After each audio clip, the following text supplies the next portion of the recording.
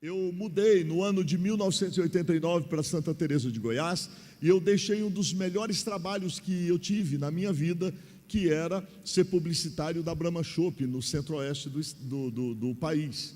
Eu fazia serviço e tinha um bom salário. E como publicitário eu tinha um bom nome, eu tinha uma boa reputação.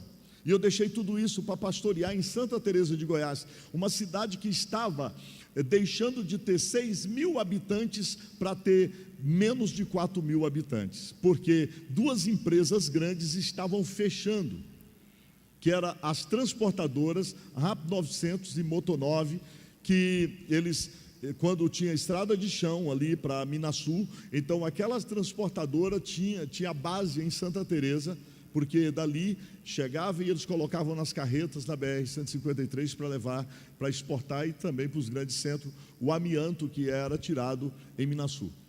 Chegando ali em Santa Teresa, começamos a ver a crise.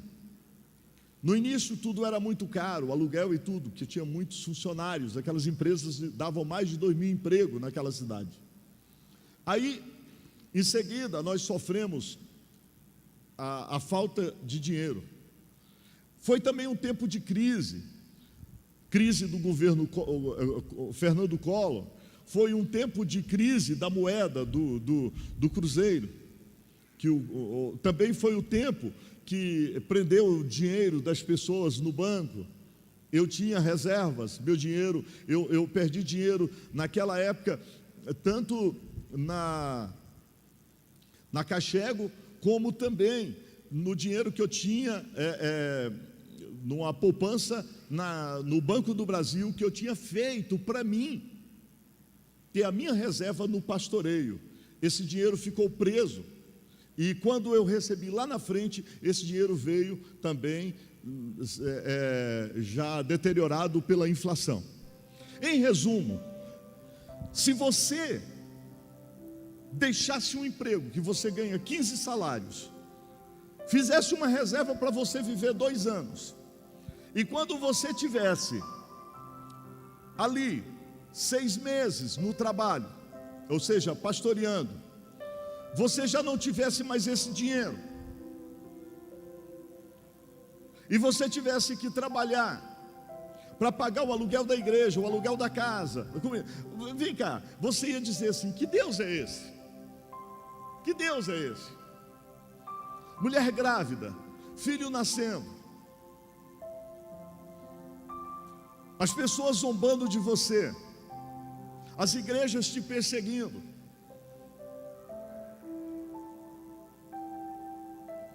Eu entrei em oração, eu jejuei, sofri muitos danos naquele tempo, muitas crises, até na minha casa com a pastora. Passei por privações que vocês não fazem ideia. Entrei em jejuns de 4 dias, sem comer e sem beber, trancado no quarto ou na igreja. Mas não acontecia milagre, não acontecia prosperidade. No final do ano de 1991, eu estava em guerra espiritual, eu estava em confusão pastoral. Eu tinha feito um curso de teologia e esse curso tinha mexido com a minha cabeça. Eu procurava promoção no ministério, mas a minha igreja não passava de 20 pessoas, não crescia. Nós orávamos, nós fazíamos campanha de 100 horas de oração na igreja e não acontecia. Um dia, eu estava na minha casa, passando por uma crise muito grande. Isso foi no início do ano de 1992. E eu orava, porque eu perdi o sono. Estava o Daniel e a Ellen deitados na cama nossa, junto com a gente. E eu levantei da cama, deixei a pastora com os meninos, e eu sentei no sofá lá na sala, e fiquei ali ouvindo um hino e orando. Naquele tempo eu tinha um daqueles toca-fita, fita cassete, daquelas fitas que você tinha que voltar ela para ouvir a música. E eu queria ouvir a mesma música. Uma música de Matos Nascimento: eu louvo, canto e exalto a Cristo, eu fui liberto pelo sangue de Cristo Jesus. Quando chegou nessa música, já era mais de 1h da manhã, e eu ali orando na sala, eu estava com sono, eu estava cansado de tudo, eu estava pensando um monte de coisa, e uma das coisas que eu estava pensando é que Deus não me amava. Uma das coisas que estava relutando dentro de mim é se realmente eu era um pastor como eu pensava que era. Em meio às minhas dúvidas, aí você fala assim: puxa vida, em meio às minhas dúvidas, às minhas guerras interiores, que eu não compartilhava com ninguém, porque ninguém era capaz de me ouvir, eu queria falar sério com Deus naquele dia, eu queria falar com Ele face a face. Aquele dia, porque naquele tempo, nas minhas crises, eu orava deitado debaixo dos bancos da igreja com a boca no chão. Então eu queria que houvesse um avivamento na cidade de Santa Teresa, que aquela cidade passasse de ser uma cidade morrendo para uma cidade que fosse vista. Nesse tempo eu tinha conhecido um garoto que tinha de jogar bola lá, o Gilmar. Ele conheceu o barracãozinho onde eu pastoreava. As pessoas zombavam de mim.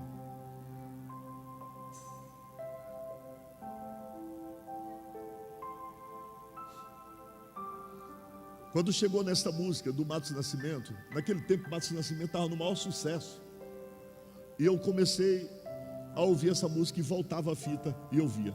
Na quarta vez que eu estava ouvindo esta música, eu me lembro que quando ele começou a cantar: eu louvo, canto e exalto a Cristo, eu fui liberto pelo sangue de Cristo Jesus. Gente, eu falei: gente, eu fui liberto, eu estou no lucro.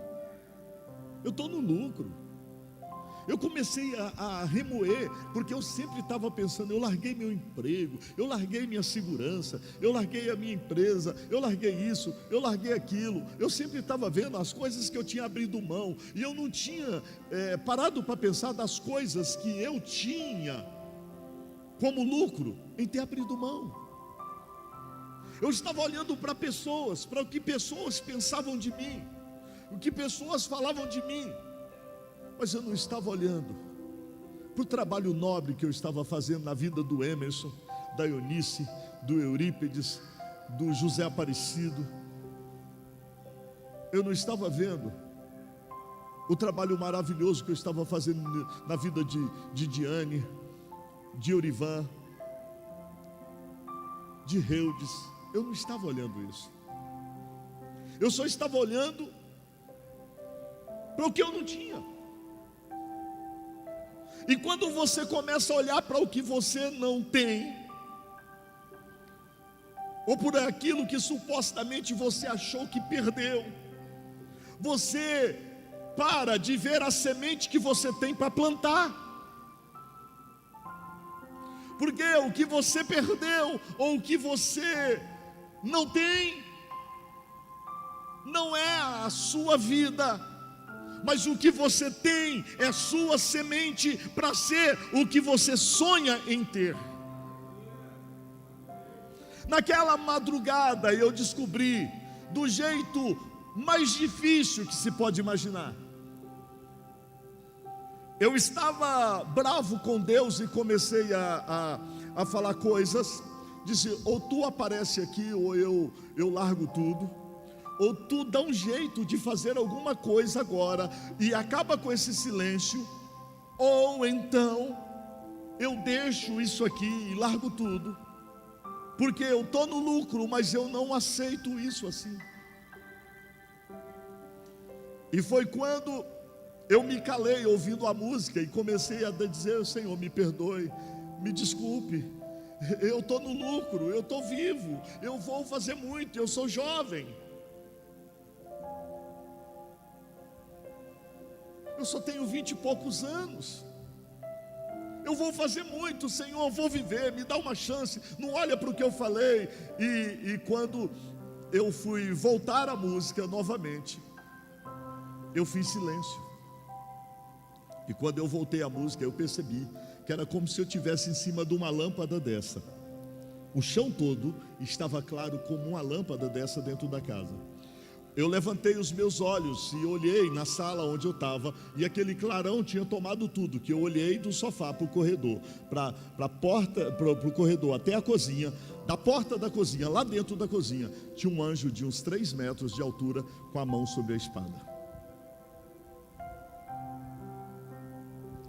Quando eu vi aquele clarão e aquele anjo que parecia que me cegava, de tanta luz, de tanto poder, eu disse para ele: o que tu está fazendo aí, que não se move e não luta em meu favor e não rompe para mim, não abre as portas para mim, passa adiante, faça alguma coisa. E ele apontou a mão e eu apaguei. Eu tive muitas visões. Eu acordei de manhã com a pastora fazendo mamar para o Daniel.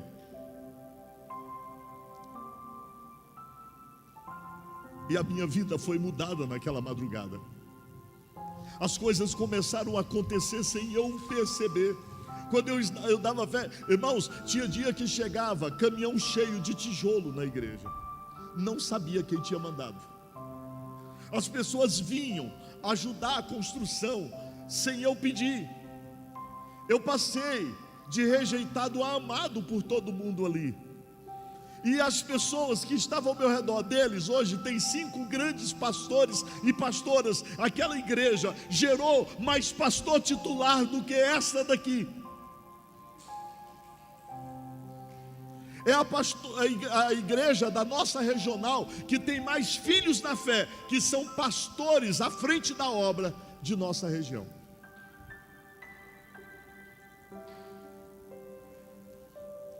O rompimento pela oração.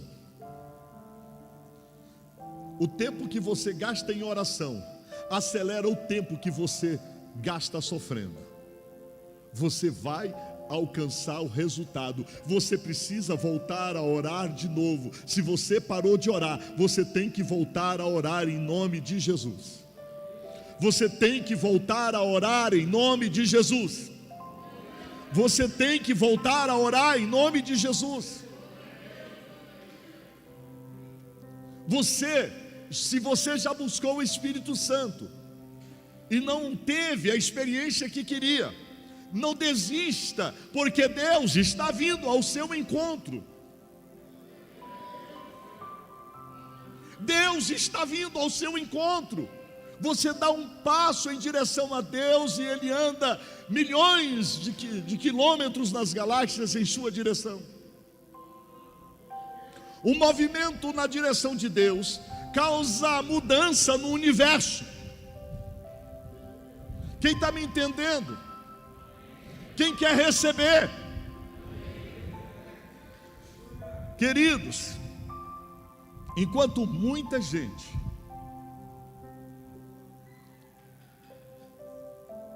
não quer fazer, um só pode mudar a história de milhões. Em Los Angeles, no final do século XIX para o início do século XX, um negro começou a orar na casa dele e criaram uma sala de oração e começaram a orar por um pouco de tempo durante o dia. Depois foram orando 1 hora, 2 horas, até ficarem vários dias em oração. E o Espírito de Deus entrou naquele lugar. E a história daquele avivamento mudou a história do mundo. Mudou a história do mundo. Seymour, aquele negro, William Seymour, ele começou a orar. E as pessoas veio orar com ele, veio orar. Houve então o chamado movimento de avivamento da Rua Azusa, que gerou igrejas como a Assembleia de Deus e Evangelho Quadrangular no mundo todo. porque aquele homem resolveu orar. Eu acredito que nós vamos mudar a história de muita gente, não só a nossa. Amém.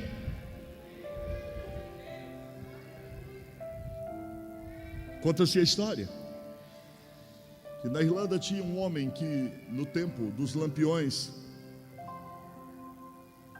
ele acendia as lâmpadas com uma escadinha, ou seja, colocava fogo nos lampiões, colocava combustível nos lampiões, e então as pessoas iam vendo ele deixar o rastro de luz acesa. Então as pessoas não viam ele mais daí a pouco, mas sabia que ele tinha passado por ali, porque a luz que ele acendia ficava acesa. Martim Lutero, do século XV para o século XVI, ele fez justamente isso. Ele trouxe um avivamento de oração e de graça maravilhosa, que ele causou esta luz da revelação, da libertação, de um tempo da idade medieval, onde havia uma era de escuridão.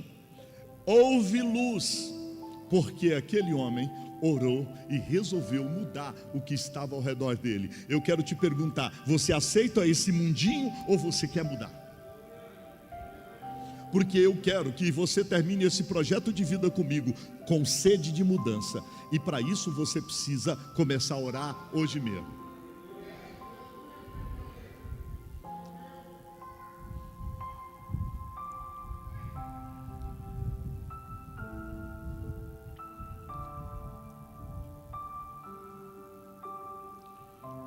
Levantando os olhos e vendo uma grande multidão que se aproximava, Jesus disse a Filipe: onde compraremos pão para esse povo comer? Olha bem, diálogo de Deus com o homem. Jesus está falando com o homem Filipe, o homem discípulo. A primeira coisa, para você ouvir Deus falar, você tem que estar na presença dele. Não pode se afastar do altar, não pode se afastar da presença, não pode se afastar das campanhas, dos cultos, do chamado.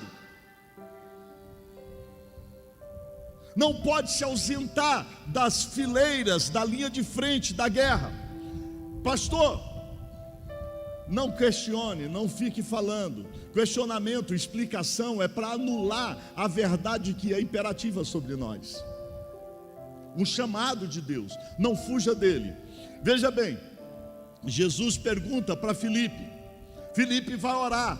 A oração de Filipe é uma queixa. Ele diz, Filipe lhe respondeu: 200 denários não comprariam pão suficiente para cada um, para que cada um recebesse um pedaço. Ou seja, 200 denários, dinheiro demais, não compraria, não daria para comprar comida, para dar um pedaço de pão para cada pessoa, um pedaço de pão. Lembra bem que na cabeça de Filipe está limitada a comida a pão. Se tiver pão, estamos no lucro. Se for um pedaço para cada um, estamos no lucro. Só que no Evangelho de São Mateus ele diz que, mas aonde vamos achar? Olha só, aonde vamos achar lugar que venda esse tanto de comida? Não tem. Então eles tinham duas problemáticas: não tinham dinheiro e não tinham lugar de comprar. Ele vai falar para Deus isso. E aí, quando ele está falando, tem um outro discípulo que vai orar. Esse discípulo tem um chamado pastoral. Esse discípulo ele tem um chamado de pastor. Olha só, André, olha lá, ó. O outro discípulo, André, irmão de Pedro, tomou a palavra. Olha bem que os dois estavam orando, os dois irmãos estavam orando na presença de Jesus. Aqui está um rapaz com 5 pães de cevada e 2 peixinhos. Olha só, eles estavam falando de pão, mas no cenário aparece algo mais que pão. Lembre bem, quando você faz algo mais do que é proposto, libera-se coisas maiores daquilo que é expectativa. Ele diz, tem um rapaz com 5 pães de cevada e 2 peixinhos, bem no diminutivo, bem simplesinho. Mas o rapaz oferta, ó, diz, mas o que é isso para tanta gente? Ele está orando, ele está dizendo: Senhor, nós temos uma semente, mas isso aqui não dá para alimentar todo mundo. O rapaz ofertou, eu preguei, ele ofertou. Eu preguei, ele semeou no altar. Ele semeou, e o rapaz, certamente ele tinha abrido mão da comida dele. Disse: não, eu vou alimentar o altar hoje. Hoje eu fico sem comer para alimentar o altar. Hoje eu abro mão aqui no deserto da minha comida para alimentar o altar. O rapaz estava pensando que esses pães e esses peixes eram exclusivamente para os discípulos, os apóstolos de Jesus comer. Os discípulos não, que tinha mais 70 lá na multidão. A questão é que o discípulo, ou o apóstolo, André, ele está certo. 5 pães e 2 peixes não dá para alimentar a multidão. Mas era uma multidão que assustava. Só homens eram quase 5.000, então tinha ali de 10 a 15 mil pessoas, entre homens, mulheres e crianças. Então nós temos uma situação na presença de Deus, 2 homens orando, 2 apóstolos orando. Um conseguiu pastorear um rapaz e convencê-lo a ofertar 5 pães e 2 peixes. O outro está orando e só vendo o problema.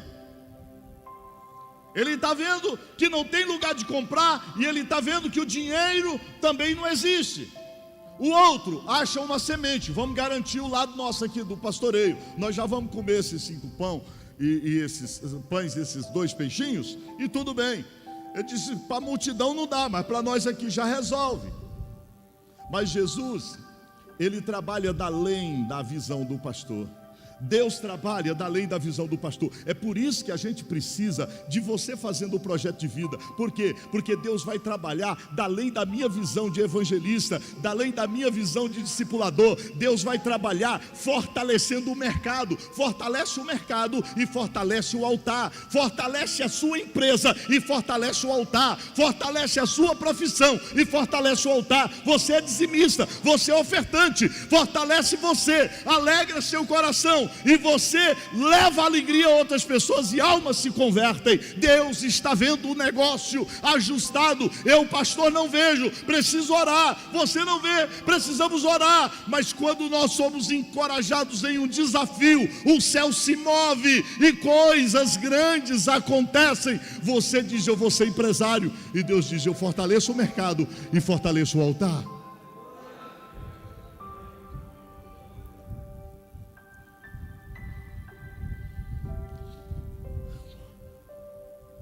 Então Jesus tomou os pães, deu graças. Olha outra coisa fenomenal. O que mudou a minha vida foi eu perceber que eu estava no lucro, não no prejuízo.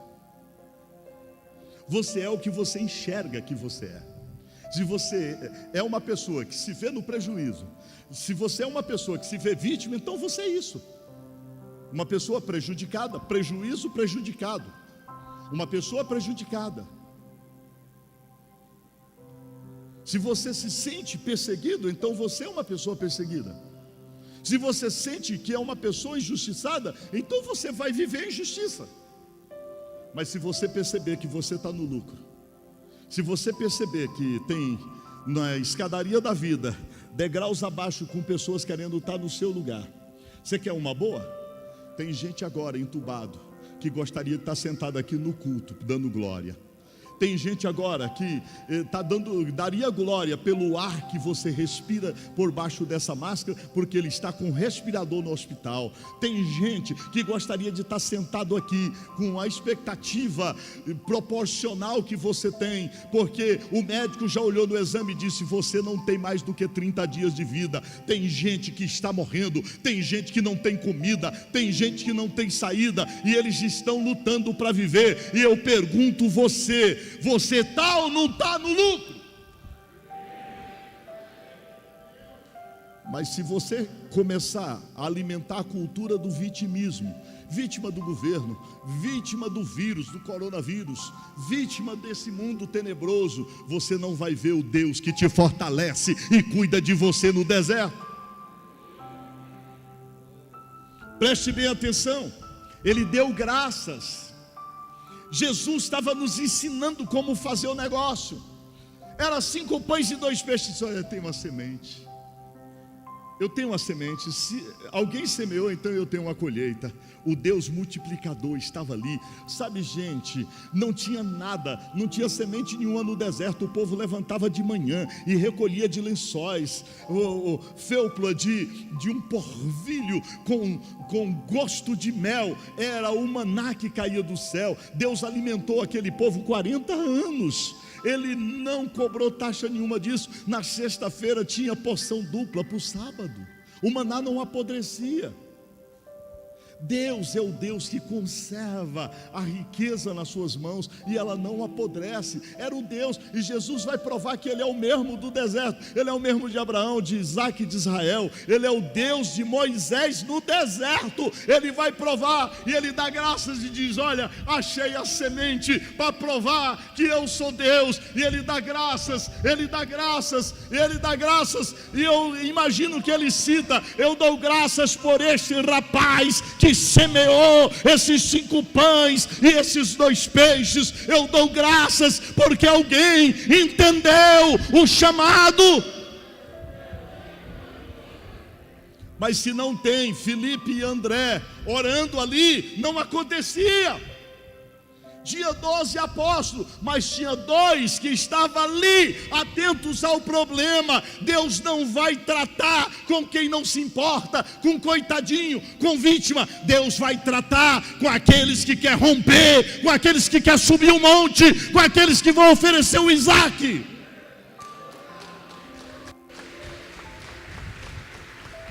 Meu Deus! É por isso que eu falei ontem, vocês têm que mostrar para que vocês veio. Vocês vieram para a maior campanha da sua vida, o maior seminário espiritual e financeiro de sua vida, ou você ficou em casa com seus problemas? Está aqui só seu corpo. Porque se você veio, eu quero ouvir glória, eu quero ouvir aleluia, eu quero ouvir louvor, eu quero ouvir o clamor de uma igreja que ora.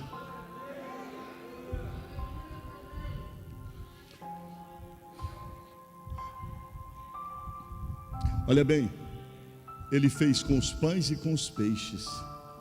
Esses peixes aparecem aí porque nos abrahás e nos abrahotes, ou seja, nas bênçãos do judaísmo, o peixe tem uma bênção especial porque ele é símbolo de multiplicação. Depois de todos receberem o suficiente para comer, disse seus discípulos: ajunte os pedaços que sobraram, que nada seja desperdiçado. Então eles ajuntaram e encheram 12 cestos com pedaços dos 5 pães de cevada, deixados por aqueles que tinham comido. Irmãos, olha só, 12 cestos cheios. Se os discípulos foram generosos, dê um cesto desse para o menino, para o rapaz. Imagina ele chegando em casa e falando: pessoal, vamos comer que nós temos comida para a semana. E é o que pode ter acontecido. Mas o que eu quero chamar a sua atenção é que os 5 pães foram cortados pedaços e colocados em 12 cestos. Os 2 peixes foram tirados pedaços e colocados nos cestos. Os discípulos deram graças, agradeceram. E quando eles foram servir, eles serviam pão inteiro para a pessoa, peixe inteiro para as pessoas. Era sanduíche de peixe e de pão com gosto de azeite extra virgem, da melhor qualidade. Aquele povão no deserto alimentando por causa da oração de 2 pessoas e da oferta de 1. Você sabe o que Deus vai fazer com você se você entrar nesse projeto, nesse plano comigo de 2021, seu ano do céu aberto, o ano do rompimento, o ano do céu aberto. Chega de chão de ferro e céu de bronze, chega de gemer, chega, basta. Vamos dar glória, vamos dar graça e vamos louvar, porque o nosso sonho é só o começo da revelação de Deus naquilo que nós queremos.